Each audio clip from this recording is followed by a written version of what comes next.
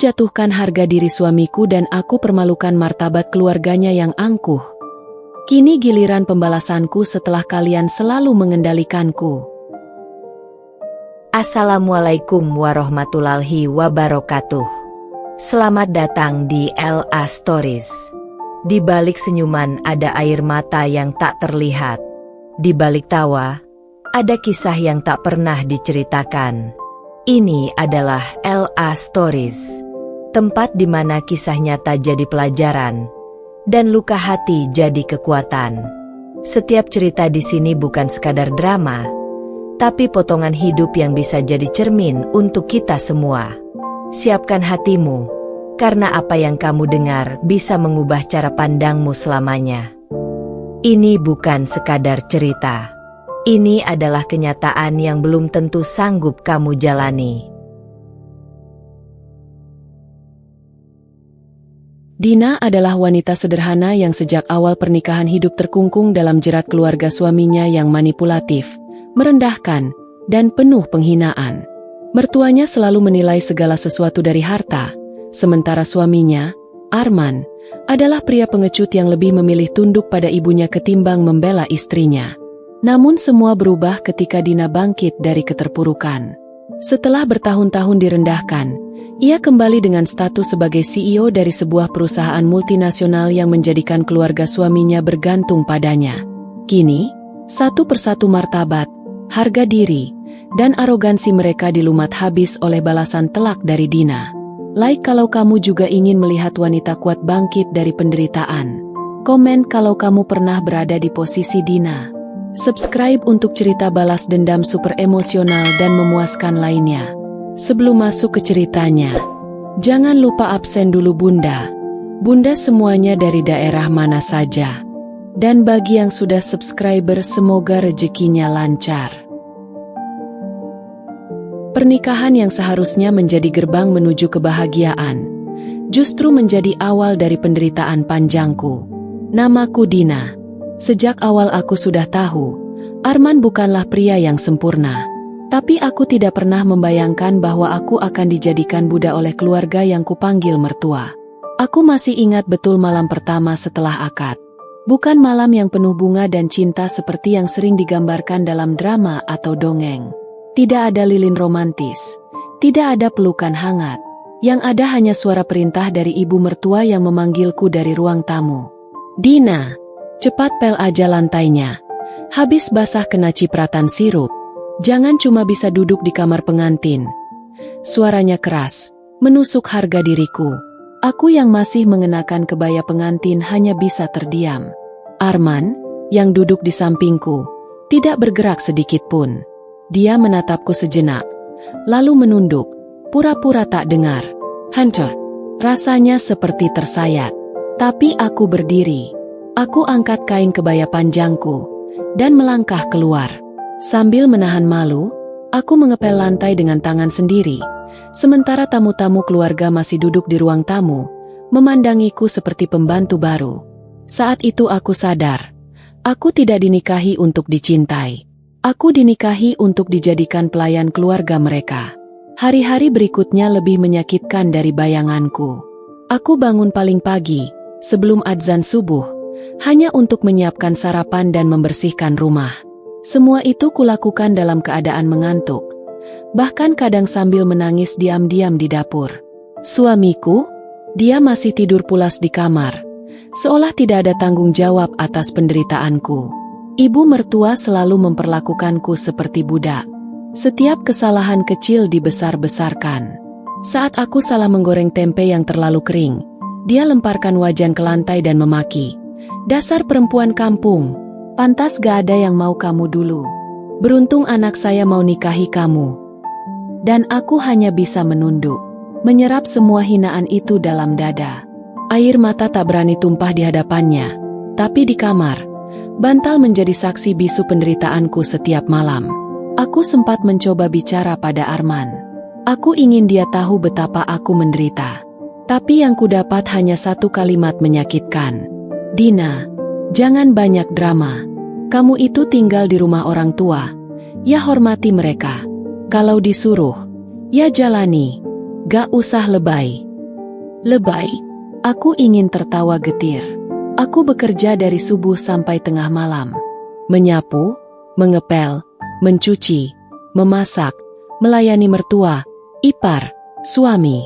Tak ada hari di mana aku merasa seperti istri. Aku lebih cocok disebut asisten rumah tangga yang kebetulan tidur sekamar dengan Arman. Yang membuatku semakin muak. Keluarga suamiku selalu menonjolkan status mereka. Katanya mereka adalah keluarga terpandang. Tapi rumah itu dipenuhi oleh ego, kesombongan, dan kekejaman yang dibungkus rapi oleh pencitraan sosial. Aku sering diminta pura-pura bahagia di depan tamu. Mereka memintaku memakai make up, baju mahal, yang bukan milikku, lalu duduk di ruang tamu dan senyum saat tamu datang. Tapi di balik senyum itu, ada luka yang menganga. Tak ada satupun dari mereka yang peduli bagaimana perasaanku. Aku hanya alat, hanya boneka yang bisa ditampilkan sesekali untuk menunjukkan betapa sempurnanya keluarga mereka. Sampai akhirnya, aku mulai sadar, aku harus berhenti jadi boneka. Aku mulai menabung diam-diam dari usaha kue kecil-kecilan yang kubuat di tengah malam saat semua tidur. Aku bangun jam 2 pagi, buat 100 kue bolu, ku kemas, dan kujual ke warung-warung. Tak ada yang tahu. Bahkan suamiku tidak tahu aku sudah punya uang sendiri. Aku kumpulkan semuanya diam-diam, sambil terus menerima teriakan, caci maki, dan perlakuan semena-mena. Tapi hari itu aku bersumpah dalam hati. Satu hari nanti, aku akan buat kalian menyesal. Satu hari nanti, kalian akan berlutut di kakiku. Dan saat hari itu datang, aku tidak akan tersenyum manis. Aku akan berdiri di atas puing-puing martabat kalian, dengan kepala tegak. Ucapan itu keluar dari mulut Arman di suatu malam yang sunyi, tapi gema sakitnya seperti diledakkan bom tepat di dadaku. Kamu itu cuma beban, Dina, katanya. Tanpa ekspresi, tanpa rasa bersalah, tanpa rasa iba sedikit pun. Malam itu aku baru saja selesai mencuci piring. Tangan keriputku penuh sabun dan luka kecil akibat tergesek spons kasar. Badanku lelah, tapi kupaksakan duduk di ruang tengah, sekadar ingin mengobrol, mencairkan hubungan kami yang dingin sejak lama. Kupikir mungkin dia akan bertanya bagaimana hariku, atau sekadar menawari teh hangat. Tapi tidak. Yang kudapat justru tatapan sinisnya. Apa sih gunanya kamu di sini selain nyusahin? Masak kadang asin, kadang hambar. Baju belum disetrika. Mamah ngeluh terus tentang kamu. Kalau kamu gak ada di rumah ini pun, rasanya lebih tenang. Ujarnya santai sambil memainkan ponselnya. Aku terdiam. Tenggorokanku tercekat. Ingin rasanya membalas, memaki, atau pergi. Tapi tubuhku beku. Hati kecilku berteriak. Aku istrimu. Aku manusia. Kenapa kamu perlakukan aku seperti hewan peliharaan yang tak berarti? Namun tidak ada yang keluar dari bibirku malam itu. Hanya air mata yang diam-diam jatuh. Lalu kututupi dengan lengan baju. Setelah itu, aku diam di kamar. Aku peluk tubuhku sendiri. Malam itu dingin, tapi bukan karena suhu udara. Dingin yang menusukku datang dari kenyataan bahwa aku menikah dengan lelaki yang tak punya hati. Aku menikah dengan pria yang lebih peduli pada martabat palsu keluarganya daripada istrinya sendiri. Besok paginya, aku pura-pura lupa ucapan itu. Aku tetap membuatkan teh untuk Arman. Tetap memasak untuk keluarga mereka. Tapi dalam hatiku, aku sudah mencatat semuanya. Kata demi kata. Sikap demi sikap. Lukaku sudah terlalu penuh untuk ditambal dengan pengabaian. Hari-hari setelah itu semakin buruk. Ibu mertua mulai berani memerintahku dengan cara-cara yang lebih kasar. Kakak ipar ikut-ikutan. Bahkan anak-anak mereka pun mulai bicara tidak sopan padaku. Mereka seperti menganggapku bukan bagian dari keluarga. Hanya semacam pembantu yang wajib taat dan tidak boleh salah. Arman, dia tetap diam.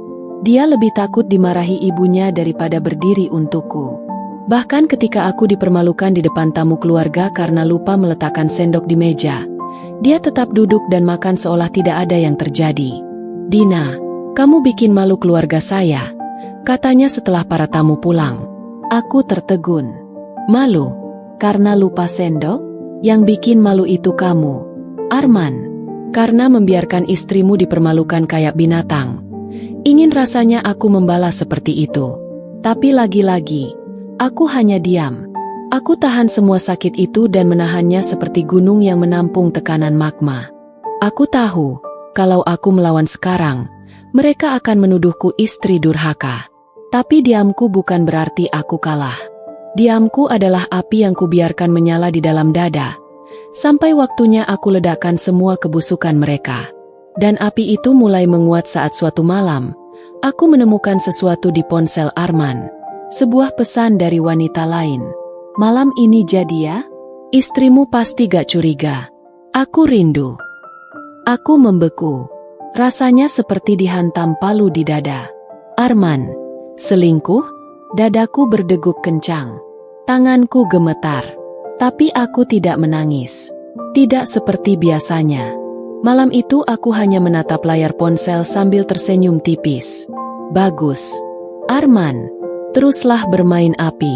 Karena saat kamu tahu siapa aku sebenarnya nanti, kamu akan membakar dirimu sendiri dengan bara yang kamu cipta. Hari itu seharusnya jadi hari yang damai. Acara syukuran sederhana di rumah mertua untuk ulang tahun pernikahan mereka yang ke-30. Keluarga besar berkumpul. Meja-meja penuh makanan. Tamu-tamu dari berbagai daerah datang, termasuk orang-orang terpandang yang selalu mereka banggakan. Aku, tentu saja, ditugasi di dapur sejak pagi. Menyiapkan semuanya. Dari memasak nasi kotak, menggoreng ayam, menata gelas, hingga menyajikan kue-kue di meja prasmanan. Tak ada waktu untuk sekadar duduk atau mandi dengan tenang. Tubuhku penuh keringat. Namun aku tetap tersenyum. Karena aku tahu hari ini pasti akan jadi bahan cerita keluarga ini selama bertahun-tahun ke depan. Namun semua berubah ketika ibu mertua berdiri dan memanggilku keras di hadapan tamu-tamu. Dina, kesini kamu sekarang. Aku yang sedang menuang es teh ke gelas langsung berhenti. Seluruh ruangan menoleh. Detik itu juga semua mata tertuju padaku. Aku melangkah pelan ke tengah ruangan dengan napas tertahan. Jantungku berdetak begitu kencang. Apa maksudnya ini? Kamu sajikan sop tanpa sendok besar? Apa semua orang harus ngambil kuah pakai tangan? Nada suaranya keras, tajam, dan memalukan. Aku baru sadar sendok sop memang belum kutaruh. Tapi haruskah semegah ini dipermalukan? Saya lupa, Bu. Saya ambil sekarang, ujarku pelan. Masih mencoba menjaga harga diri keluarga. Tapi rupanya dia tak puas. Tiba-tiba, di hadapan semua orang, ibu mertua menarik rambutku, keras. Aku menjerit pelan, tubuhku refleks mundur. Tapi dia tetap menjambak sambil berteriak. Bodoh kamu. Masa kerja kayak begini aja gak becus? Maluin keluarga. Anak saya rugi nikah sama kamu. Semuanya terdiam. Bahkan suara AC pun seperti ikut terhenti. Aku menatap Arman yang berdiri di dekat meja hidangan. Tapi dia hanya menatapku sebentar. Lalu menunduk dan pura-pura sibuk dengan piringnya. Tak ada yang menolong. Tak ada yang menghentikan tangan kasar ibu mertua yang kini mendorongku ke lantai sambil terus memaki. Aku jatuh. Di depan banyak orang. Di depan keluarga besarku yang hadir. Di depan tetangga, kolega, bahkan teman-teman masa kecil Arman yang diundang khusus. Saat itu aku tahu, martabatku diremukan. Harga diriku diinjak. Bukan hanya oleh ibu mertua, tapi oleh diamnya semua orang. Tak satu pun berdiri membelaku. Tidak ipar, tidak suami, tidak siapapun. Tanganku gemetar menahan emosi. Bukan karena sakit secara fisik, tapi karena rasa hina, rasa malu, dan rasa dipermalukan seakan aku bukan manusia. Aku berdiri perlahan. Kugenggam rokuk erat-erat agar tubuhku tidak gemetar terlihat. Kutatap satu persatu wajah mereka. Kutatap ibu mertua dengan sorot mata baru. Mata yang tidak lagi takut. Mata yang diam-diam membakar rencana. Terima kasih, Bu. Ucapku pelan. Saya tidak akan lupa hari ini. Lalu aku berjalan keluar ruangan. Meninggalkan semua yang terdiam. Membiarkan mereka tertelan keheningan yang dingin dan canggung. Tapi di dalam dadaku, Bukan kehancuran yang tumbuh, melainkan dendam. Sebuah bara panas yang siap kupelihara sampai waktunya tiba. Aku tahu, hari itu akan jadi bahan cerita keluarga. Tapi bukan seperti yang mereka harapkan.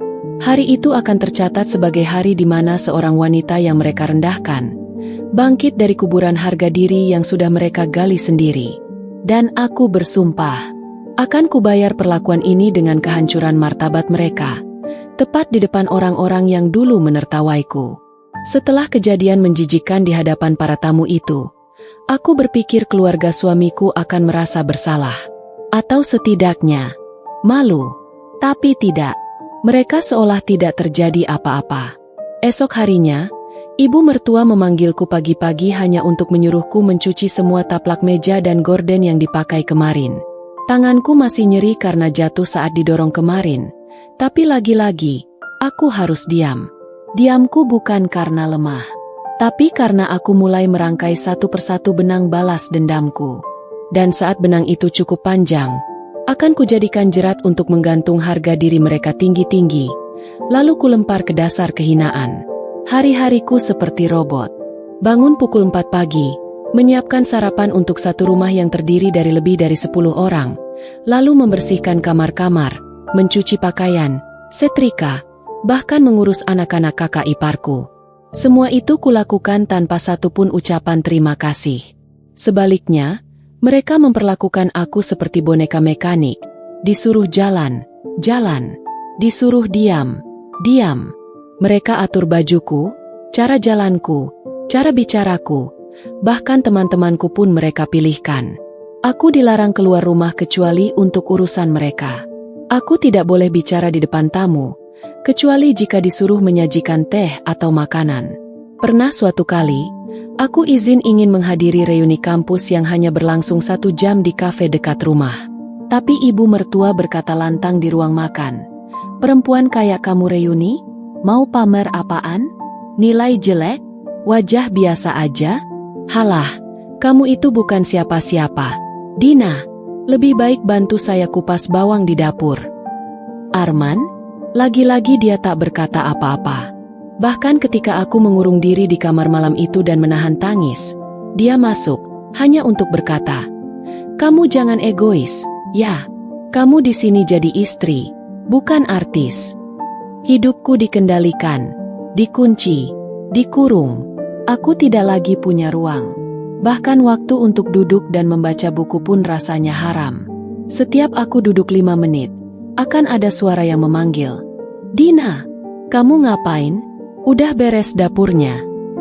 Aku seperti boneka yang tidak boleh punya jiwa sendiri. Dan yang paling menyakitkan adalah ketika mereka mulai mengatur masa depanku. Ibu mertua pernah bilang dengan sinis, "Kamu gak usah mikir kerja. Kamu itu gak punya otak bisnis. Udah cocoknya di dapur aja. Jadi istri itu cukup ngurus rumah, bukan ngatur duit." Padahal diam-diam aku sudah jalankan usaha kecil dari dapur. Jualan kue kering yang dikirim keluar kota lewat kenalanku yang punya toko. Tanpa mereka tahu, aku sudah punya tabungan pribadi di bank atas nama gadis. Nomor rekeningnya hanya aku yang tahu. Aku kumpulkan uang receh demi receh, sambil terus berpura-pura sebagai boneka yang patuh. Mereka pikir aku tidak bisa tumbuh. Mereka pikir aku akan selamanya jadi boneka yang bisa mereka kendalikan. Tapi yang tidak mereka tahu, setiap tekanan yang mereka tumpahkan padaku justru membuatku semakin kuat. Setiap hinaan yang mereka lemparkan justru kujadikan pijakan. Setiap perintah yang menyakitkan kujadikan alasan untuk terus menabung luka, agar suatu hari nanti bisa kukembalikan sekaligus. Dan hari itu akan segera datang. Hari di mana aku tidak lagi menjadi boneka, tapi menjadi dalang atas kehancuran mereka sendiri. Aku akan jadi mimpi buruk yang akan membuat mereka tak bisa tidur sepanjang hidup mereka. Aku masih ingat jelas sore itu. Hujan baru saja reda. Langit mendung, tanah basah, dan suasana rumah mencekam. Aku baru saja selesai menjemur pakaian saat suara cempreng kakak iparku, Rini, membahana dari dalam rumah.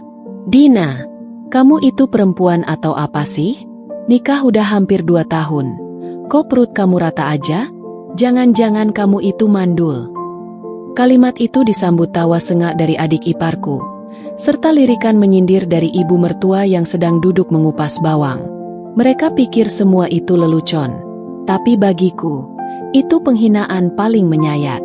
Rahimku dipermalukan, keperempuanku diremehkan. Aku berdiri kaku di depan pintu dapur. Tubuhku dingin, bukan karena udara, tapi karena sakit yang menyelusup dari telinga ke jantung. Ingin aku menjawab, masalah anak bukan cuma tanggung jawabku. Tapi aku tahu, sekali aku bicara, akan ada lebih banyak luka yang mereka goreskan. Namun tak cukup sampai di situ. Rini mendekatiku sambil membawa sandal jepit yang dari tadi dia pakai di halaman. Dengan seenaknya, dia melempar sandal itu ke arahku. Plah! Satu sandal menabrak pundakku, yang satunya jatuh ke lantai. Aku refleks memegang bahu, tapi mulutku terkunci. Air mata naik ke pelupuk, tapi aku tahan. Rasa sakit di bahu tak sebanding dengan rasa sakit di dalam hatiku. Kamu itu gak tahu malu ya? Anak orang diboyong masuk rumah sini, gak bisa ngasih keturunan. Cuma makan tidur, nyusahin. Coba deh periksa ke bidan, siapa tahu kamu tuh ada penyakit dalem. Ucapan Rini membuat ibu mertua tersenyum sinis. Kalau dari awal saya tahu anak saya nikahi perempuan macam kamu, pasti saya larang keras. Arman, dia duduk di ruang tengah, menonton televisi, dan tahu apa yang dia lakukan? Ada reaksi, tidak ada bentakan, tidak ada pembelaan, tidak ada usaha menghentikan saudara perempuannya yang sudah kelewatan. Aku ingin marah, ingin teriak, tapi lidahku keluh, seolah dunia ini sengaja membungkamku. Aku hanya diam, lalu memungut sandal itu.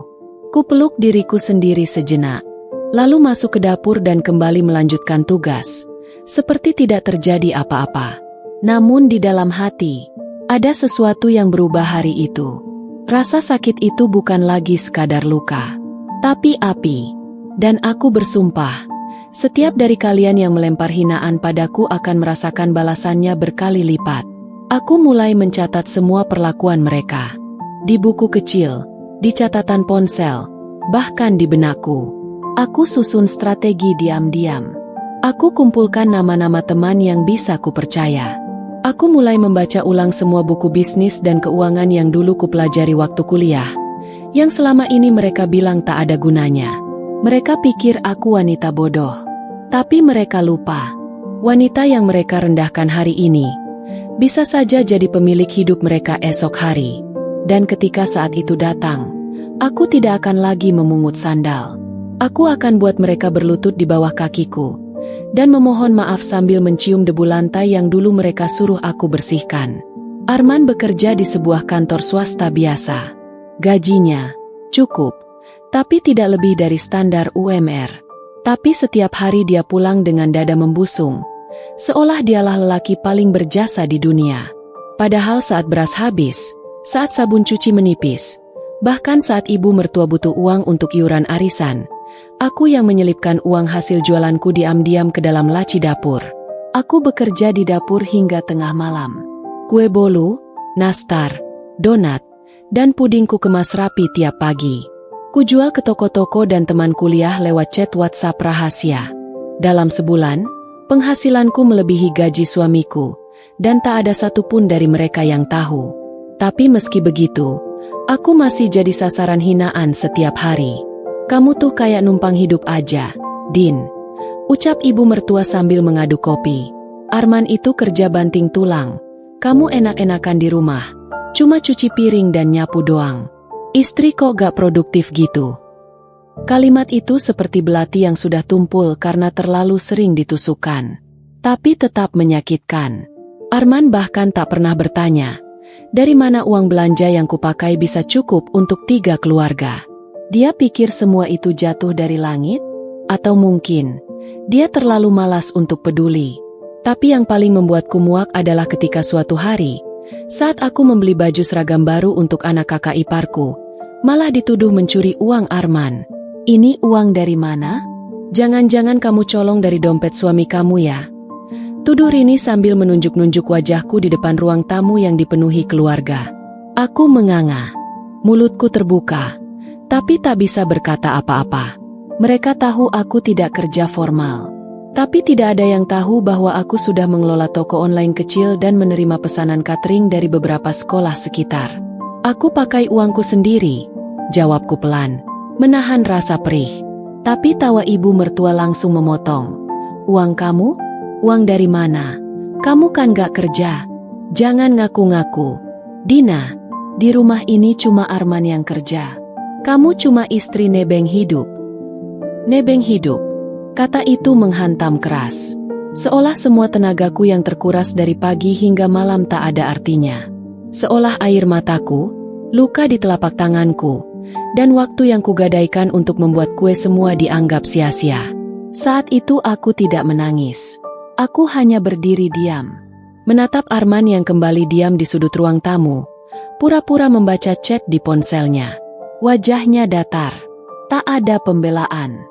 Tak ada pembicaraan. Tak ada upaya melindungiku dari fitnah. Dan dalam hati, aku benar-benar mulai kehilangan respek. Suami yang tidak mampu melindungi istri dari penghinaan, bukan suami. Keluarga yang hanya bisa menuduh tanpa mau tahu kenyataan, bukan keluarga. Mereka adalah penindas dalam balutan status darah dan pernikahan. Malam itu aku kembali ke kamar. Aku buka ponsel. Kubuka rekening yang kusimpan diam-diam. Angkanya sudah 6 digit. Tapi aku tidak tertawa. Aku hanya berbisik dalam hati. Tunggu saja. Aku akan buat kalian semua tahu siapa yang sebenarnya hidup dari siapa. Akan ada hari di mana kalian tidak bisa makan kalau aku tidak mengizinkan. Dan saat itu datang, aku akan duduk tenang, melihat kalian menggigil menatap piring kosong. Sore itu langit mendung, dan suasana rumah penuh suara cemooh. Semua anggota keluarga berkumpul di ruang tengah, duduk melingkar sambil menonton sinetron seperti biasa. Aku baru saja menyelesaikan tugas mencuci gorden dan mengepel seluruh lantai 2. Keringat masih membasahi pelipis. Tangan lengket oleh detergen yang belum sempat kubersihkan. Tiba-tiba ibu mertua berseru, "Dina, kesini." Kaki saya pegal habis jalan ke pasar tadi. "Sini, ambilin air anget, terus basuh kaki saya sekalian, ya? Pijat juga." Suasana langsung senyap. Arman, seperti biasa, hanya memandangi layar TV, menahan senyum kecil seolah ini lelucon lucu. Ipar-iparku ikut tersenyum menyeringai, menunggu reaksiku seperti menonton tontonan favorit mereka. Aku diam beberapa detik. Hening. Tapi di dalam kepalaku, badai sedang mengamuk. Kaki. Membasuh kaki mertua? Sejak kapan aku dijadikan budak kaki di rumah ini? "Maaf, Bu," kataku dengan suara tenang tapi tegas. "Saya capek. Saya baru selesai bersih-bersih dari tadi pagi. Saya istirahat sebentar dulu, ya." Tiba-tiba, "Apa? Kamu nolak? Kamu pikir kamu siapa bisa nolak perintah saya di rumah ini?" Ibu mertua langsung berdiri, menunjuk wajahku.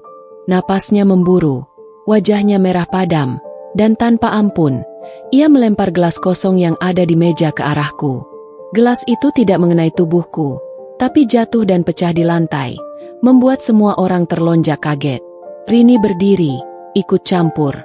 "Udah, Bu, gak usah ditahan lagi. Keluarin aja dia dari rumah ini. Kebanyakan gaya, padahal cuma nebeng tinggal." Kakak ipar laki-laki ikut menyahut. "Iya, saya juga udah muak. Rumah ini jadi gak nyaman gara-gara perempuan keras kepala kayak dia." Aku hanya berdiri diam. Tapi dalam dadaku, kemarahan itu tak lagi bisa dibendung. Bibirku bergetar, tapi bukan karena takut. Karena terlalu lama aku menahan segala perlakuan tak manusiawi ini. Lalu ibu mertua maju, berdiri tepat di hadapanku. "Kalau kamu gak bisa nurut, kamu gak pantas tinggal di sini. Bersin barang-barang kamu sekarang juga. Keluar." Mataku langsung menatap Arman. Tapi seperti dugaanku, dia hanya menghela napas dan berkata lirih, "Ya udahlah, Din. Kalau kamu gak bisa nyatu sama keluarga, mungkin mending pisah dulu." Dunia runtuh. Tapi bukan karena aku dipaksa pergi. Bukan. Justru, itu adalah momen kelahiranku kembali. Aku tersenyum. Perlahan. Tanpa satu tetes air mata pun. Baik. Ucapku lirih tapi penuh tenaga. Aku akan pergi. Tapi ingat baik-baik, Bu. Ingat. Semuanya. Kalian semua akan menyesal. Kalian akan mencium tanah yang dulu kalian injakan di atas kepala aku. Kalian akan berlutut. Memohon agar aku mau kembali. Satu persatu aku menatap wajah mereka. Wajah yang selama ini menindasku. Wajah yang sebentar lagi akan jadi simbol kehinaan karena kesombongan dan kebodohan mereka sendiri. Lalu aku masuk ke kamar. Kupungut satu persatu barang-barangku yang tidak seberapa. Kupeluk buku catatanku, handphone, dan kotak kecil berisi sisa uang hasil kerja kerasku diam-diam. Aku keluar dari rumah itu, tanpa mengucap salam, tanpa menoleh sedikit pun. Aku keluar sebagai istri yang ditendang. Tapi aku akan kembali sebagai wanita yang mereka tidak akan pernah sanggup hadapi. Malam itu, aku melangkah sendirian di trotoar basah. Hujan belum sepenuhnya reda. Angin menggigit kulitku yang hanya tertutup cardigan tipis. Aku tak tahu kemana harus pergi. Tak ada kendaraan. Tak ada tempat kembali. Tapi yang lebih dingin dari cuaca adalah perasaan di dalam dadaku. Kosong, hampa, tapi juga terbakar. Aku baru saja diusir dari rumah mertua. Rumah yang harusnya menjadi tempat berlindung, berubah menjadi neraka bertahun-tahun lamanya. Kini, aku berdiri sebagai wanita tanpa rumah, tanpa perlindungan, tanpa satupun orang yang membelaku. Suami, dia memilih diam dan membiarkanku terusir tanpa kehormatan. Mertua, mereka tertawa puas melihatku pergi seperti gelandangan. Ipar, mereka lega akhirnya bisa menghilangkan pengganggu dari rumah besar mereka. Aku duduk di halte tua. Kupeluk barang-barangku yang kubungkus dalam tas plastik. Tak ada suara, hanya angin dan tetesan hujan dari atap yang bocor. Aku menangis, bukan karena lemah, tapi karena aku tahu malam ini adalah malam terakhir aku menjadi korban. Aku akan bangkit. Aku akan kembali. Tapi bukan sebagai istri Arman. Bukan sebagai menantu kalian, bukan sebagai pelayan keluarga angkuh itu. Aku akan kembali sebagai wanita yang kalian hina. Tapi kini akan membuat kalian berlutut. Aku ambil ponselku. Kubuka kontak sahabat lamaku, Dewi, yang dulu pernah menawarkan bantuan ketika aku belum berani melangkah. Kutulis pesan pendek. Bisa aku menginap sebentar? Aku baru saja keluar dari rumah Arman. Hanya butuh 2 menit sebelum balasan masuk. Di mana kamu sekarang? Aku jemput. Dan malam itu, dengan mata bengkak dan tubuh lelah, aku dijemput oleh tangan tulus seorang sahabat. Di rumahnya yang sederhana, aku tidur di atas kasur lantai, tapi rasanya lebih nyaman dari ranjang empuk manapun yang pernah kutempati di rumah mertua. Karena malam itu untuk pertama kalinya dalam hidupku, aku tidur tanpa ketakutan akan teriakan. Tanpa caci maki, tanpa hinaan. Esok harinya aku mulai bergerak. Aku ambil semua catatan bisnis yang kusimpan selama ini. Buku resep, daftar pemesan kue, nama-nama distributor bahan baku, dan jaringan reseller kecil-kecilan. Semua datanya rapi dalam file Excel di ponselku, karena bahkan saat mereka menganggapku wanita bodoh, aku menyusun semuanya diam-diam. Dalam waktu seminggu, aku mulai produksi kue skala kecil dari dapur rumah Dewi. Dari hanya 20 loyang pertama, aku mulai dapat orderan rutin dari 2 warung. 2 minggu kemudian, tambah jadi 4. Sebulan, aku sudah punya 11 warung yang rutin ambil daganganku, ditambah 5 reseller online dari grup ibu-ibu komunitas masak. Duit mulai masuk, sedikit demi sedikit. Tapi tidak berhenti di situ. Aku mulai buka akun media sosial. Aku posting semua hasil produksiku. Aku bercerita tentang bagaimana usaha ini dimulai dari nol. Tapi aku tak sebut siapa yang menindasku. Belum. Aku biarkan orang menilai sendiri. Komentar dan dukungan berdatangan. Bahkan akunku mulai dilirik beberapa food blogger. Dalam 2 bulan, omzetku sudah 3 kali lipat dari gaji Arman yang selama ini mereka banggakan. Tapi aku belum puas. Karena tujuanku bukan hanya sukses. Tujuanku adalah balas dendam. Dan untuk itu, aku harus lebih tinggi dari mereka. Jauh lebih tinggi. Aku harus sampai pada titik di mana mereka butuh aku. Tapi aku tak butuh mereka. Dalam sunyi malam, di atas meja kecil, dengan lilin sebagai penerang dan tumpukan orderan di ponsel, aku menulis di halaman pertama buku harian baruku. Dina yang dulu sudah mati malam itu di bawah hujan. Yang hidup sekarang adalah wanita yang akan menjatuhkan seluruh martabat keluarga yang pernah meremukannya. Dan balasannya akan datang dengan sangat elegan. Hari itu cerah. Langit biru bersih. Sinar matahari menari lembut di antara dedaunan. Dan suara burung terdengar merdu di kejauhan. Tapi bukan itu yang membuat pagi itu istimewa, melainkan rencana besar yang telah kususun selama 9 bulan terakhir akhirnya akan dieksekusi hari ini. Mobil hitam panjang dengan plat nomor khusus berhenti tepat di depan gerbang besar rumah keluarga Arman. Seorang pria berbadan tinggi besar berpakaian jas hitam turun terlebih dahulu, membuka pintu belakang, dan mengulurkan tangan. Aku keluar perlahan. Langkahku mantap. Gaun berwarna nude elegan membalut tubuhku.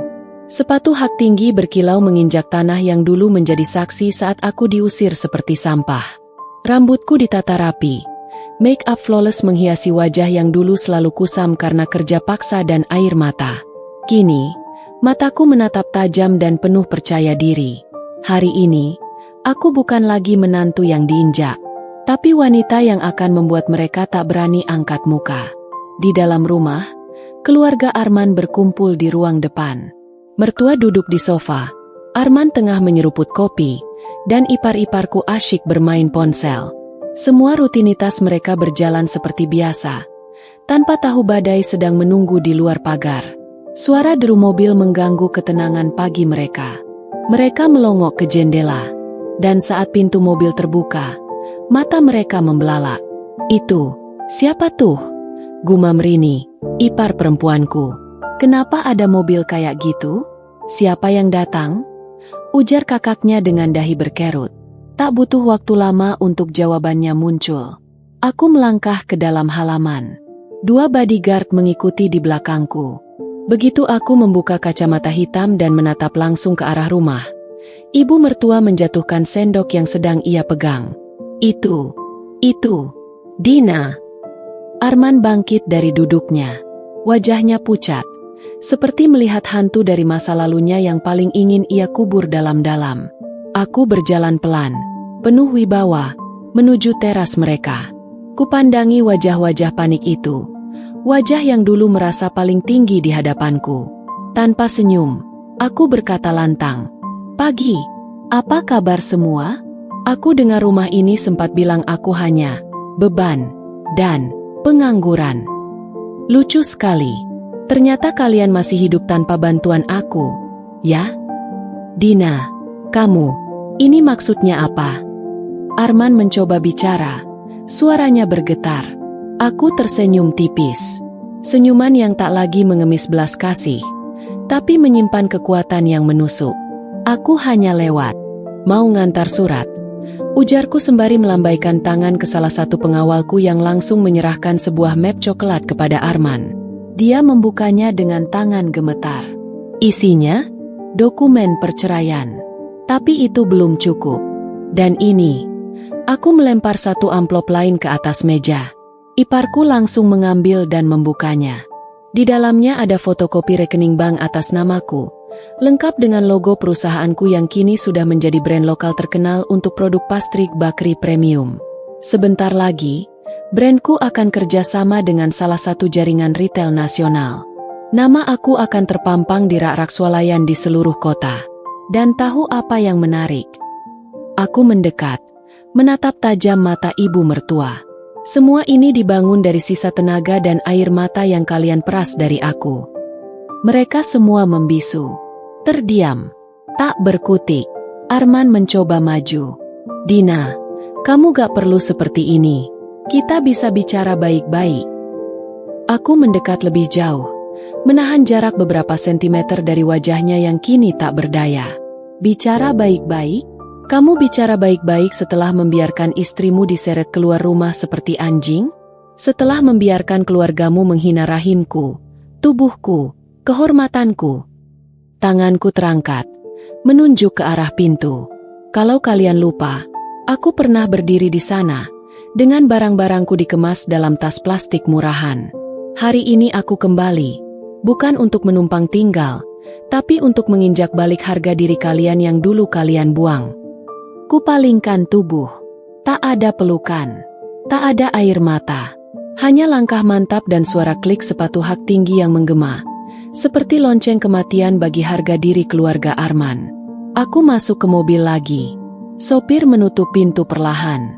Sebelum mobil melaju, kulihat dari jendela. Ibu mertua terduduk lemas. Arman menatap tangannya yang gemetar. Dan ipar-iparku saling pandang tak percaya. Dan aku hanya tersenyum kecil. Karena balas dendam paling anggun adalah ketika mereka memohon melihat kita. Tapi kita hanya meninggalkan jejak. Dan tak akan pernah menoleh lagi. Tak butuh waktu lama setelah aku meninggalkan rumah mereka dalam balutan kesuksesan. Keluarga Arman mulai kalang kabut. Bukannya introspeksi atau minta maaf. Mereka justru memilih jalan licik seperti yang biasa mereka lakukan. Menjatuhkan lawan diam-diam. Dan target mereka? Aku.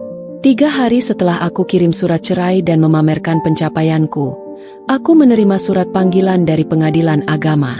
Bukan sekadar untuk menghadiri sidang cerai, tapi disertai gugatan balik dari pihak Arman atas tuduhan penelantaran suami dan rumah tangga.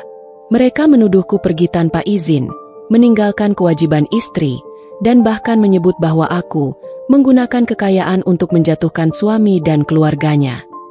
Aku tertawa. Bukan karena geli, tapi karena inilah bentuk panik orang kalah yang tidak siap ditelanjangi kenyataan. Tak berhenti di situ. Iparku menyebar isu ke tetangga bahwa aku telah berselingkuh dengan investor yang membiayai bisnis kueku. Bahwa kesuksesanku bukan karena kerja keras, tapi karena jual diri. Ya, sebegitu murahnya cara mereka memfitnah. Karena mereka tak sanggup menerima fakta bahwa perempuan yang mereka hina kini lebih tinggi dari harga diri mereka yang hancur. Tapi sayangnya bagi mereka, aku bukan lagi Dina yang dulu. Aku punya tim hukum pribadi. Pengacara-pengacaraku bukan kaleng-kaleng. Salah satu di antaranya adalah alumni kampus ternama dan sahabat suamiku sendiri di masa kuliah, yang kini berdiri di pihakku.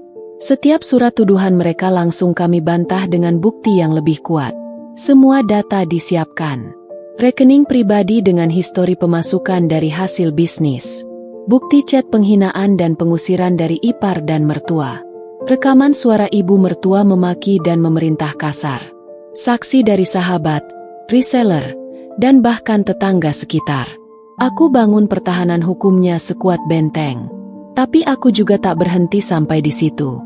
Dengan kekuatan media sosialku yang kini punya ribuan pengikut loyal, aku mulai angkat suara, tanpa menyebut nama, tentang kisah nyata wanita yang diusir dari rumah suami karena dianggap tak berguna, lalu bangkit dan membangun kerajaan bisnis dari nol. Postinganku viral. Ratusan ribu likes, puluhan ribu komentar dan share. Banyak yang bersimpati, bahkan mengaku mengalami hal serupa. Dan dari situ, aku dapat dukungan luar biasa. Aku mulai diundang ke podcast, acara TV lokal, dan seminar UMKM wanita.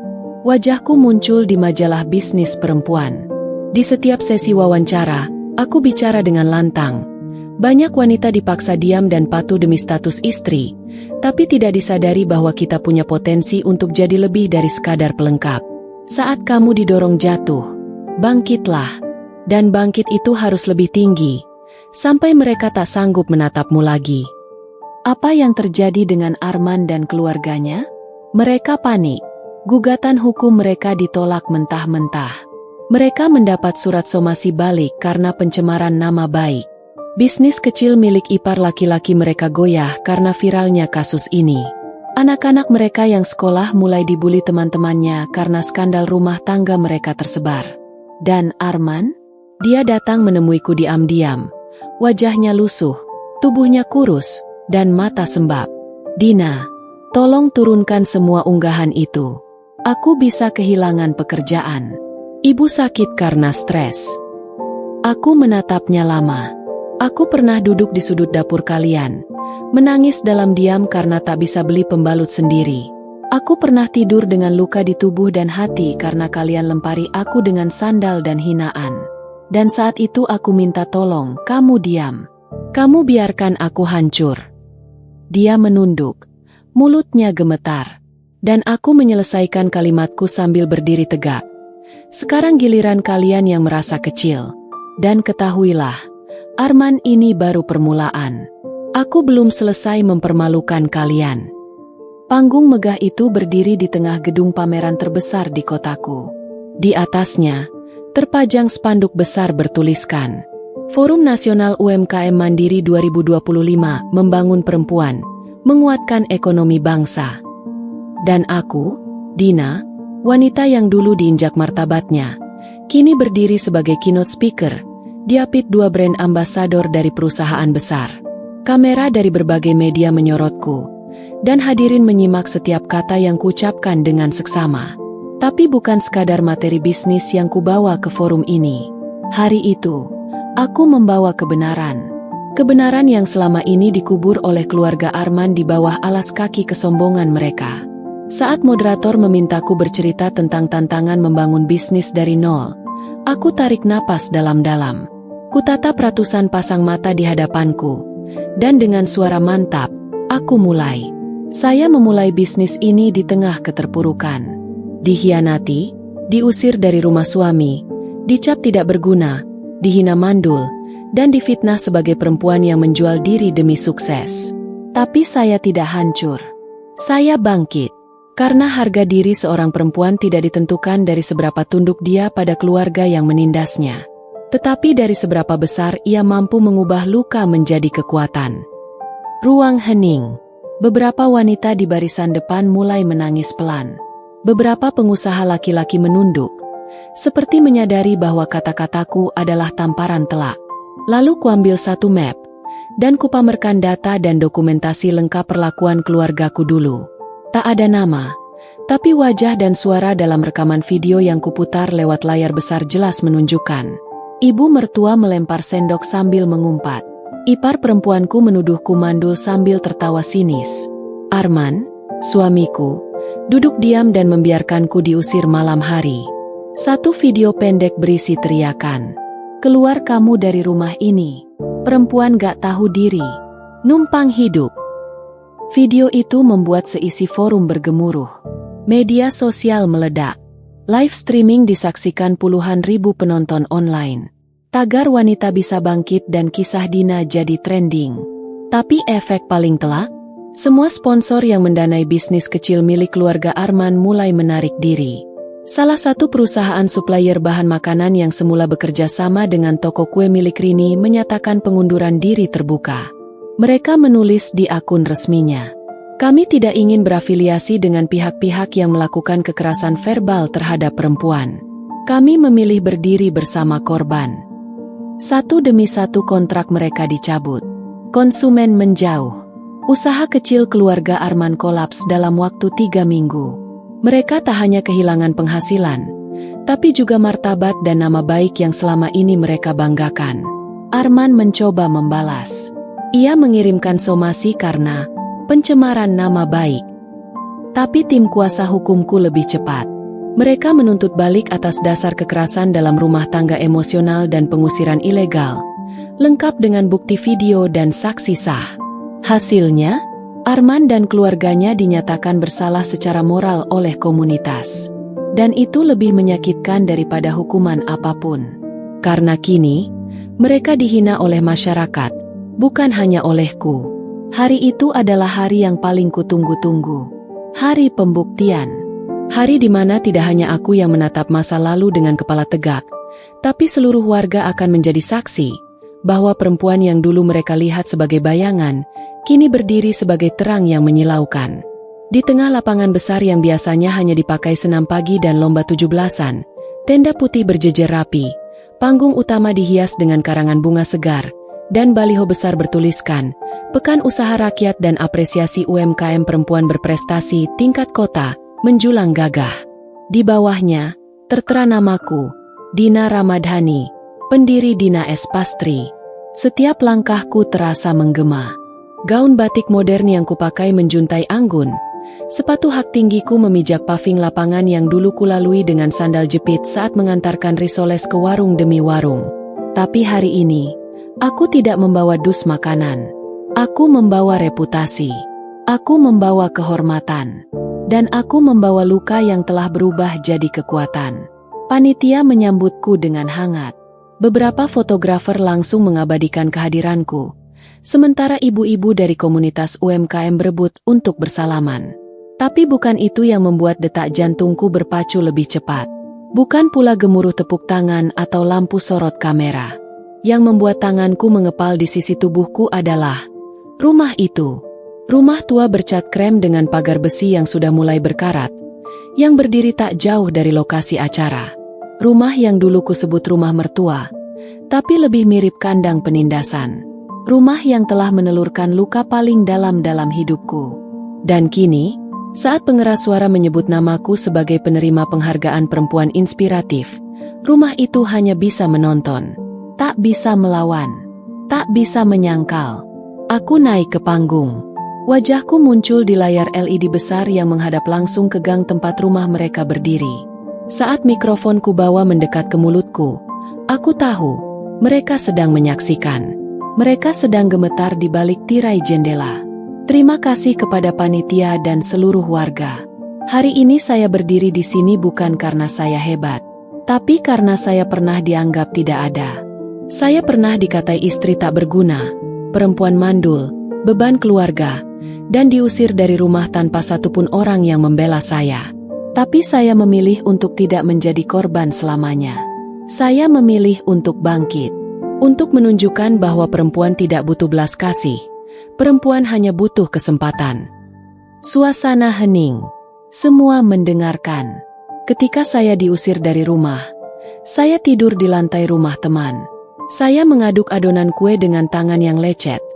Menjual produk sambil menghapus air mata. Dan sekarang, usaha itu menjangkau 3 provinsi dan bekerja sama dengan jaringan retail besar. Yang dulu hanya tawa penghinaan, kini berbalik menjadi tepuk tangan. Kamera bergeser ke arah penonton. Beberapa ibu mengusap air mata. Beberapa remaja perempuan mengangguk pelan. Tapi lebih dari itu, semua orang menoleh ke rumah itu. Rumah mertua. Rumah tempat penghinaan dilahirkan. Dan saat aku turun panggung, seseorang menepuk bahuku. Ketua PKK kampung. Ia menggenggam tanganku erat dan berbisik. Kami malu dulu tak pernah membelamu, Dina. Tapi hari ini, kami semua berdiri di pihakmu. Itu saja cukup. Tapi ternyata, Tuhan belum selesai mempermalukan mereka. Saat lomba memasak digelar dan panitia mencari peserta dari warga gang sekitar, ibu mertua muncul pelan-pelan membawa loyang kue. Wajahnya kuyu, langkahnya pelan, seolah mencoba mencuri sedikit pujian agar bisa kembali berdiri di hadapan warga. Namun begitu ia memperkenalkan diri sebagai Bu Retno dari Gang 2, yang dulu buka toko kue, seorang ibu lain berteriak, "Itu kan yang dulu ngusir anak mantunya sendiri? Malu-maluin aja." Disambut tawa kecil dan bisik-bisik yang makin menjadi-jadi. Pantes anak mantunya jadi sukses. Ternyata di rumah digituin. Makanya jangan angkuh Bu, sekarang karma. Wajah ibu mertua memucat. Tangannya gemetar. Loyang kue di tangannya jatuh dan isinya tumpah. Rini, iparku, berlari dari arah pojok tenda dan berusaha membela. Tapi warga sudah mencibir. "Kamu juga, Rin. Kami tahu semua fitnah-fitnahmu selama ini. Sekarang baru tahu rasa ya dilengserin dari arisan. Ngaku mandullah, bebanlah. Sekarang mana suara sombongmu?" Itu bukan lagi acara penghargaan UMKM. Itu adalah pengadilan sosial. Dan tak ada hakim yang lebih tegas daripada masyarakat yang tahu siapa yang benar dan siapa yang selama ini hanya menyamar sebagai terhormat. Sore itu, rumah mereka tutup rapat. Tapi suara warga masih bergema di luar pagar. Semua yang dulu diam kini bersuara. Semua yang dulu ikut menindas kini menarik diri. Mereka tidak hanya kehilangan reputasi, tapi kehilangan simpati. Kehilangan tempat di hati warga. Mereka bukan lagi keluarga terhormat. Mereka adalah aib kampung. Dan aku pulang dengan membawa piala, undangan kerjasama baru, dan kedamaian. Bukan karena aku membalas dengan tangan, tapi karena aku membalas dengan kejayaan. Dan dari jendela rumah mereka, aku tahu, mereka tak akan pernah bisa menatap langit lagi tanpa teringat wajahku. Pagi itu kabut masih menggantung rendah di atas kampung kami. Suara ayam berkokok samar-samar terdengar di kejauhan. Tapi di rumah tua bercat kusam yang berdiri di ujung gang, suasana lebih sunyi dari kuburan. Rumah itu kini seperti bangunan mati. Tirai selalu tertutup rapat, pagar selalu digembok dari dalam, dan tak ada lagi teriakan perintah atau suara tawa angkuh yang dulu memenuhi udara. Di balik dindingnya, keluarga yang dulu merasa paling terhormat di kampung ini kini meringkuk dalam kehinaan. Arman, mantan suamiku, kini tak lagi bekerja sebagai karyawan tetap. Setelah video penghinaan terhadapku viral dan beredar luas, kantornya mengeluarkan surat pemutusan hubungan kerja dengan alasan citra buruk perusahaan. Wawancara kerja di tempat lain gagal total. Semua tahu siapa dia. Semua tahu dia adalah pria yang membiarkan istrinya diusir, dipermalukan, lalu bangkit dan membuatnya kalah telak. Kini, ia hanya bekerja serabutan. Kadang jadi tukang antar galon, kadang jadi kurir ojek. Uangnya tak cukup bahkan untuk bayar listrik. Pernah suatu malam, aku melihatnya duduk di warung, meminum kopi sachet dengan wajah sayu, matanya kosong menatap ke jalan, mengenakan sandal jepit berlubang. Tak ada lagi sorot mata penuh kesombongan. Tak ada lagi gaya sok tampan yang dulu membuatnya merasa superior. Ia kini hanya bayangan dari kebodohannya sendiri. Sementara itu, ibu mertua, perempuan yang dulu berjalan angkuh ke pengajian sambil menebar senyum sok suci, kini tak berani keluar rumah. Semua pengurus majelis tak lagi menyapanya. Ketika ia coba muncul sebentar untuk ke warung, tetangga menutup pintu perlahan. Bisik-bisik terdengar. Itu dia yang hina-hina menantunya padahal kerjaannya cuma ngatur-ngatur orang. Muka tembok, masih berani keluar. Ia mulai merasakan apa itu pengucilan. Apa itu hidup dalam kebisuan sosial. Tak ada lagi ibu-ibu yang memanggilnya Bu RT. Tak ada lagi yang mengundangnya rapat. Bahkan anak-anak kecil pun menjuluki rumahnya, rumah orang jahat, karena ikut menyaksikan video penghinaan yang viral. Yang paling menyedihkan, anak-anak iparku, ponakan-ponakanku yang dulu diajari untuk ikut membenciku, kini malah membenci ibunya sendiri. Mereka malu di sekolah. Teman-temannya mengejek. Keluarga lo yang buang tante lo kan? Tante lo tuh yang sekarang jadi pengusaha besar tuh. Rini, iparku, harus menarik anaknya pindah sekolah karena tekanan sosial. Tapi di sekolah baru, kisah keluarganya sudah lebih dulu menyebar. Di rumah, anak-anaknya memberontak. Mereka berkata, kita miskin karena mama sombong. Kita dibenci karena mama suka hina orang. Kita malu punya orang tua seperti kalian. Pernah satu malam, aku lewat di gang rumah itu. Aku melihat samar-samar Arman duduk termenung di teras sambil merokok. Sementara ibu mertuaku terduduk diam, dan Rini menangis dalam suara tinggi. Aku berhenti sejenak.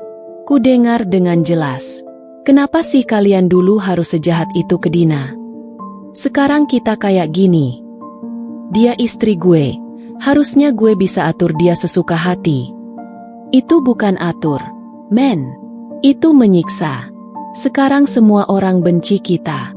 Dulu kamu bangga banget waktu dia pergi. Sekarang kamu cuma jadi tukang galon. Suara piring pecah, suara bentakan, dan tangisan bersahut-sahutan memenuhi malam. Tapi aku hanya diam.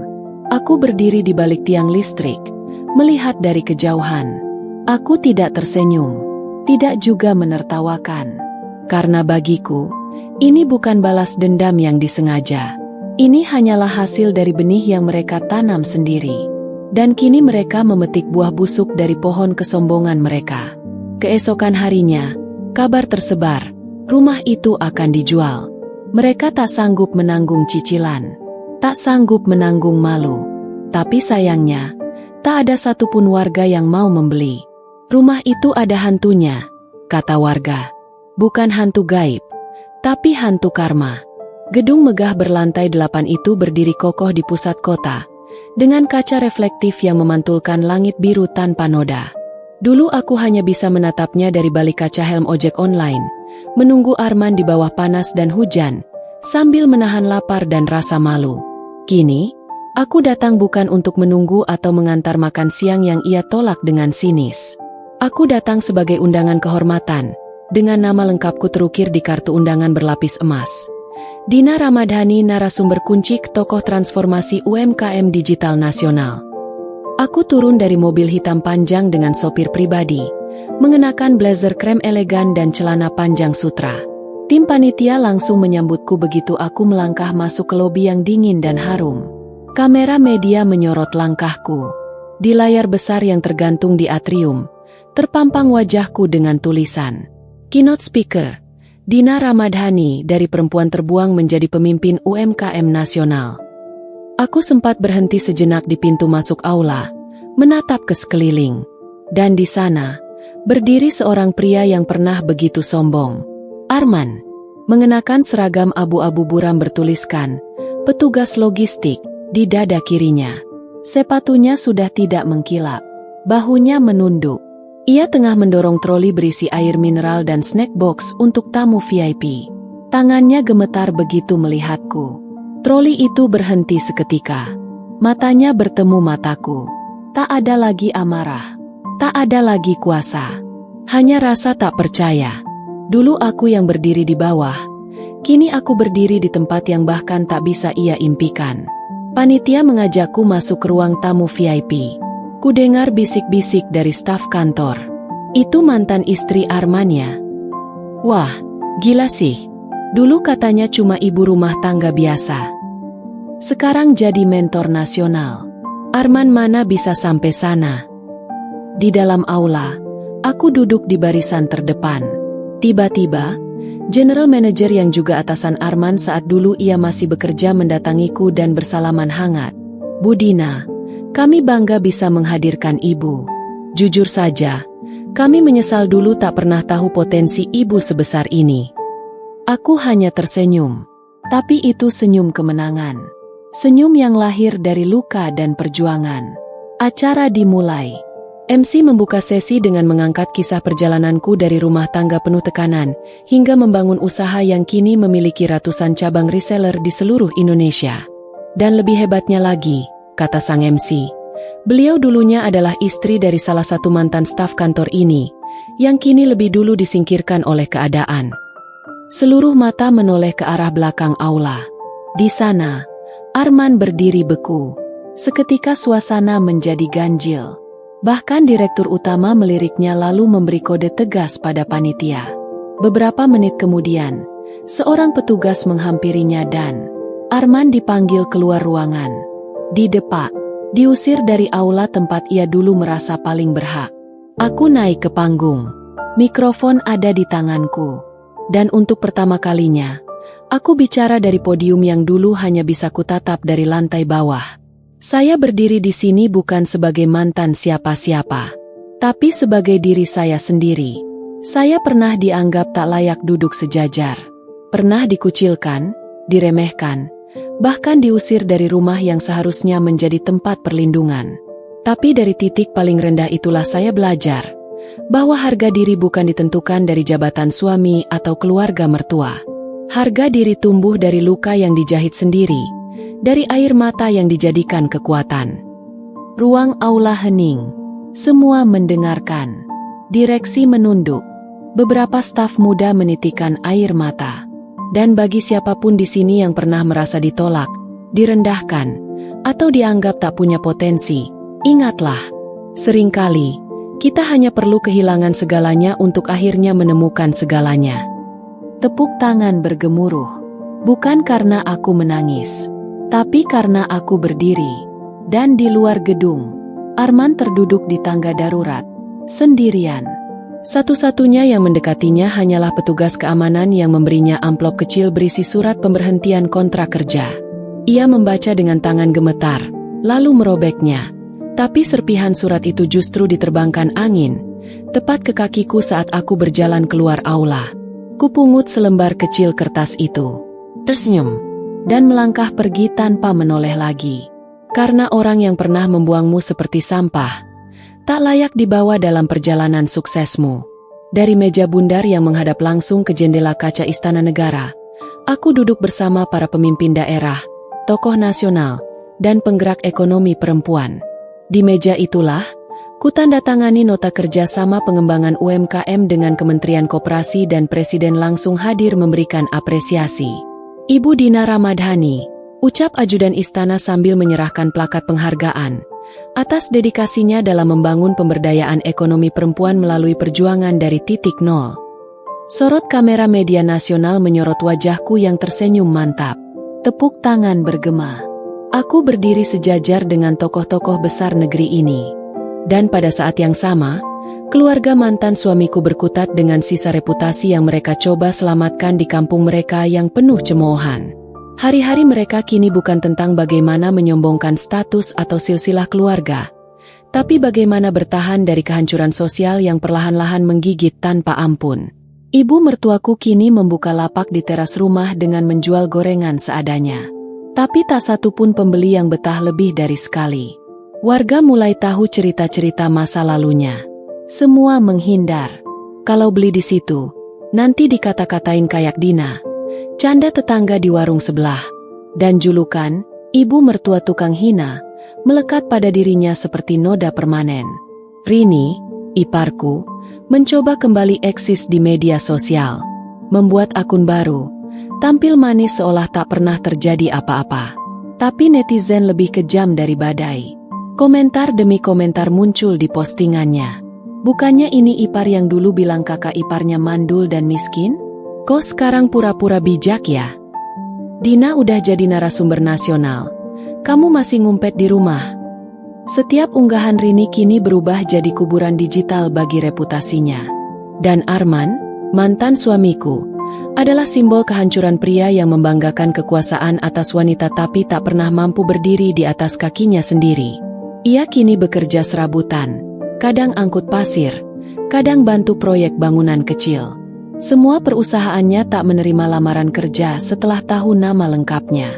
CV-nya tak dibaca. Satu postingan viral dari akun fanbaseku yang menunjukkan potongan video saat ia membiarkanku diusir dari rumah telah cukup menjadikan namanya sebagai simbol kebodohan dan penyesalan. Puncaknya adalah ketika salah satu acara televisi mengangkat kisahku sebagai inspirasi. Dalam segmen Perempuan Hebat Indonesia, mereka menayangkan kisah perjalanan bisnisku dan menyisipkan testimoni dari orang-orang sekitarku. Di akhir video, ditampilkan, dan mereka yang pernah membuangnya, kini hidup dalam bayang-bayang nama yang mereka hina dulu. Malam itu, rumah keluarga mantan suamiku sunyi. Warganet menyerbu akun-akun lama milik mereka. Bahkan anak-anaknya mendapat tekanan sosial di sekolah karena cerita masa lalu keluarga mereka tersebar luas. Tak tahan, akhirnya ibu mertuaku datang ke rumah tetangganya dan berbisik pelan sambil membawa amplop. Tolong sampaikan ke Dina, kalau kami ingin minta maaf, kami ingin bicara baik-baik. Mungkin, kami bisa ikut dalam program UMKM-nya. Pengemis reputasi. Dulu mereka mengusirku seperti binatang. Kini mereka ingin menumpang kapal yang dulu mereka tenggelamkan dengan mulut dan kesombongan mereka sendiri. Tapi aku tidak marah. Aku tidak ingin membalas. Karena aku tahu, aku tidak harus turun untuk membalas mereka. Biarkan mereka mendaki kehinaan yang mereka gali sendiri. Aku cukup kirimkan satu surat balasan. Saya sudah memaafkan. Tapi tidak lupa, saya membangun bukan untuk disusupi orang-orang yang dulu merusak pondasi saya. Terima kasih atas pengakuan Anda. Tapi perjalanan saya tidak menyediakan tempat untuk mereka yang pernah memaksa saya turun. Suatu sore yang berangin di Singapura, aku berdiri di depan mimbar kayu gelap berukir lambang ASEAN. Lampu panggung menyorot wajahku. Sederet tamu kehormatan dari berbagai negara duduk di hadapanku. Di belakangku, layar LED memajang tulisan besar, ASEAN Women of Impact 2025 Dina Ramadhani, Indonesia. Hari itu, Aku menjadi satu-satunya perempuan Indonesia yang menerima penghargaan bergengsi untuk kontribusi luar biasa dalam mengembangkan UMKM berbasis komunitas dan mengentaskan ribuan perempuan dari kemiskinan. Semua orang berdiri dan memberi tepuk tangan panjang, termasuk Menteri Perdagangan dan Menteri Koperasi dari negaraku yang turut hadir langsung ke acara. Dan pada detik yang sama, di rumah sempit yang penuh aib di ujung gang kampungku, keluarga mantan suamiku duduk terpaku menonton berita di televisi kecil yang berkedip. Presenter membacakan berita nasional. Dina Ramadhani, mantan istri dari seorang pria yang pernah menghina dan meremehkannya, kini menjadi simbol perempuan tangguh Indonesia. Video perjalanannya menembus 20 juta penonton dan menjadi materi pendidikan motivasi di sejumlah universitas dan pelatihan ASN. Wajah ibu mertuaku memucat. Rini memalingkan wajah sambil menggigit bibir. Arman menunduk dalam, mencoba meredam rasa malu yang mendidih di dada. Tapi semua sudah terlanjur. Nama mereka sudah terpatri dalam sejarah sebagai pelaku kekejaman terhadap perempuan. Bukan hanya dalam lingkup rumah tangga, tapi dalam sejarah sosial Indonesia. Dan kejatuhan mereka belum selesai. Sebulan setelah penghargaan itu, aku diundang ke balai kota tempat dulu Arman tinggal bersama keluarganya. Sebuah kota kecil di mana mertuaku dulu menyombongkan diri karena pernah menjadi istri ketua RW 2 periode. Dalam agenda, apresiasi tokoh perempuan daerah, pemerintah setempat menandatangani keputusan baru untuk mencabut gelar kehormatan keluarga yang terbukti melakukan kekerasan psikologis dan sosial terhadap perempuan. Salah satu nama yang dicabut, keluarga Retno Widyaningsih, mertua Arman. Nama mereka yang dulu tercantum di dinding kehormatan balai warga kini dicopot secara resmi dan disaksikan oleh ratusan warga serta disiarkan secara daring. Kamera menyorot saat petugas mencabut papan nama bertuliskan, Retno W. tokoh penggerak lingkungan, dari dinding aula utama, dan menggantinya dengan plakat baru. Dina Ramadhani, tokoh inspiratif dan pemberdaya ekonomi perempuan. Semua warga bersorak. Ada yang bertepuk tangan, ada yang bersiul kecil, bahkan beberapa orang menangis haru. Namun di luar gedung, ibu mertuaku hanya berdiri gemetar, ditopang Rini. Mereka datang diam-diam, berharap bisa melihat pengukuhan itu. Tapi mereka tidak diizinkan masuk. Nama mereka telah diblokir dari segala acara resmi komunitas. Arman, ia kini bekerja di proyek bangunan di luar kota. Tinggal di bedeng sempit. Tak ada satupun perusahaan di kampung yang mau menerimanya setelah tahu siapa dia. Ia menjadi bayangan dari masa lalu, luntur, pudar, menyedihkan. Sementara aku, berdiri di tengah aula besar, menerima sertifikat dari wali kota dan berkata dalam pidato, "Saya tak pernah membalas mereka dengan kekerasan. Saya tidak menyerang dengan kata-kata, tapi saya membalas mereka dengan pencapaian. Dan hari ini, saya berdiri bukan hanya sebagai pemenang, tapi sebagai pengingat, bahwa perempuan tidak boleh ditindas dan diseret ke tanah hanya karena dia dianggap lemah. Kita bukan beban. Kita adalah pondasi. Dan jika mereka menginjak pondasi, mereka akan jatuh bersama rumah yang mereka bangun dengan kesombongan." Malam itu, media sosial dipenuhi tagar Dina Ramadhani Hero. Berita tentangku trending di 6 negara Asia Tenggara. Ribuan komentar menyemangatiku, memujiku, dan menjadikanku teladan. Sementara keluarga Arman tak berani keluar rumah, tak lagi berani menyebut nama mereka di forum warga, dan kini hidup dalam bisikan aib yang tak akan pernah hilang. Karena penghinaan yang mereka tanam, telah mereka tuai. Dan aku, telah berdiri di puncak tertinggi. Sore itu hujan turun tanpa suara, seolah langit tahu bahwa yang akan datang bukan sekadar kenangan, tapi serpihan masa lalu yang mencoba memaksa masuk ke masa kini.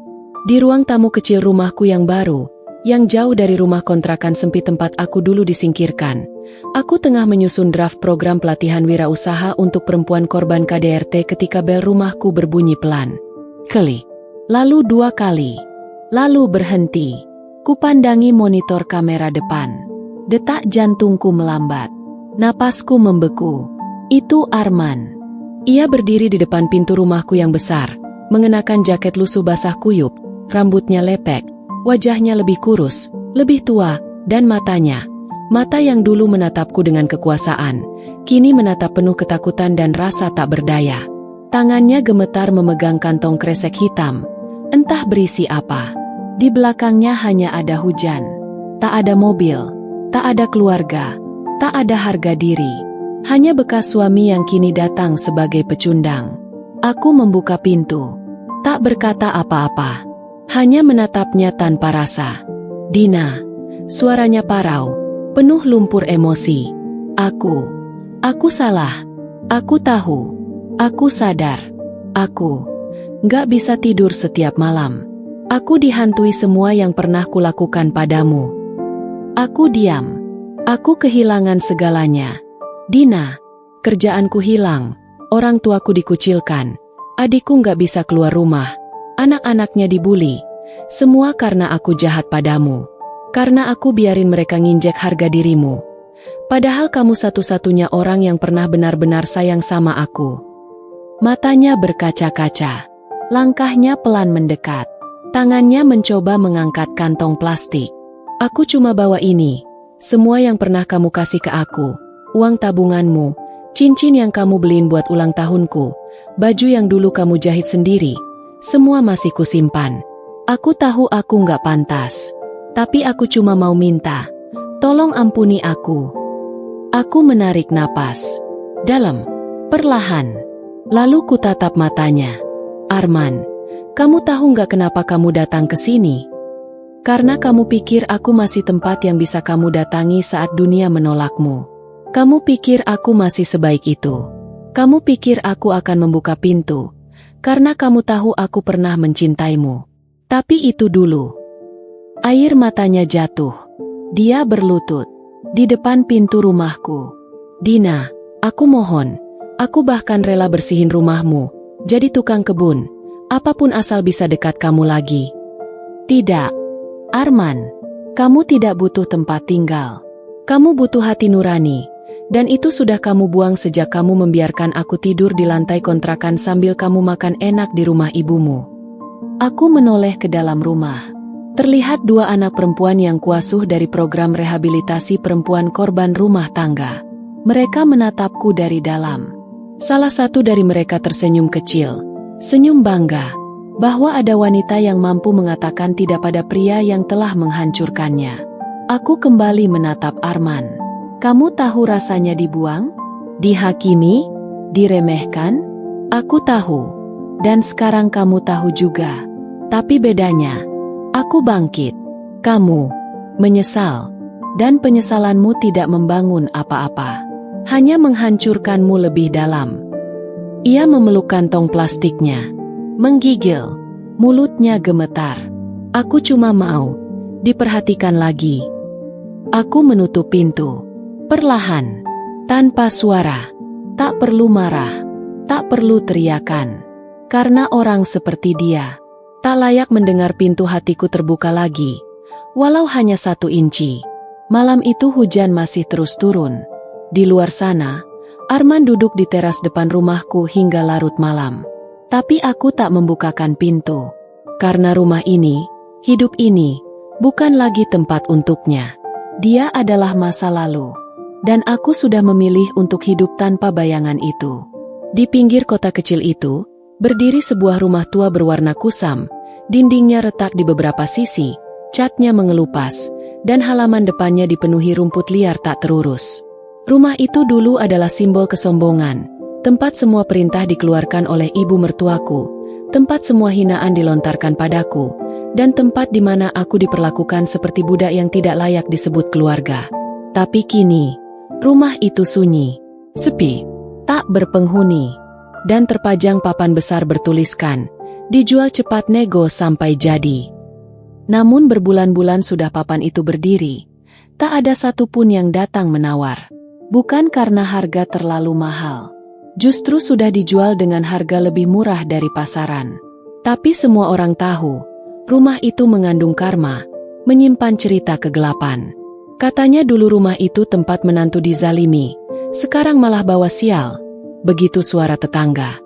Banyak yang lihat Arman sempat datang malam-malam nangis di teras, terus pergi kayak orang linglung. Kalau bisa sih jangan beli rumah bekas orang yang suka menjatuhkan orang lain. Ngeri. Tidak ada satupun agen properti yang berhasil menjualnya. Semua menyerah. Dan keluarga itu? Mereka sudah lama pindah, menumpang di rumah kerabat jauh yang bahkan enggan mengakui hubungan kekerabatan. Dari keluarga yang dulu merasa berdarah bangsawan, kini jadi pengemis martabat yang ditolak bahkan oleh orang-orang yang dulunya mereka hina. Sementara hari itu aku berdiri di depan gerbang perumahan baru, disambut oleh wali kota dan kepala dinas tata ruang. Sebuah jalan besar di kompleks itu diresmikan dengan nama baru, Jalan Dina Ramadhani. Bukan nama panggilan, bukan singkatan, tapi nama lengkap yang dulunya mereka ejek. Nama yang dulu mereka anggap tidak pantas bersanding dengan Arman. Kepala dinas membacakan surat keputusan.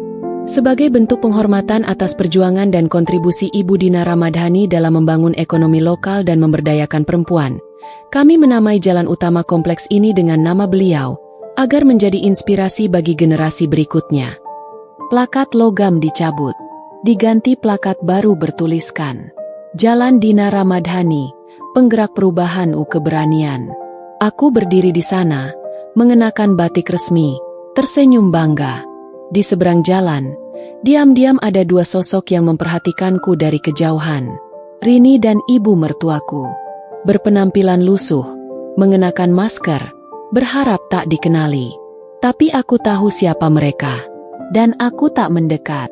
Karena dalam hidupku yang sekarang, tak ada ruang lagi untuk mereka yang dulu menghancurkan. Aku tidak datang menghampiri. Aku tidak melambaikan tangan. Aku hanya berdiri di tengah kerumunan orang-orang yang menghormatiku, mendengarkan mereka menyebut namaku dengan kekaguman, bukan dengan cemoohan. Dan mereka hanya bisa menatap dari balik bayangan. Karena begitulah nasib orang-orang yang membangun hidup di atas penghinaan. Malam harinya, berita tentang peresmian jalan itu masuk berita nasional. Wartawan mewawancaraku. Apa perasaan ibu ketika nama Anda menjadi nama jalan? Bahagia. Tapi bukan karena namaku diabadikan. Aku bahagia karena aku tetap memilih menjadi orang baik. Bahkan ketika dunia memperlakukanku buruk. Karena pada akhirnya, yang bertahan bukanlah yang paling berkuasa, tapi yang paling tabah. Sementara di sisi lain kota, rumah tua itu makin rusak. Hujan membuat genteng bocor, dinding lapuk, dan tanpa siapapun yang datang, papan, dijual cepat. Itu kini berganti coretan. Rumah kutukan, jangan dekat-dekat. Hari itu langit begitu cerah, seperti ikut merayakan kedamaianku. Udara segar menyapa wajahku saat aku melangkah ke dalam galeri sosial milikku yang baru dibuka.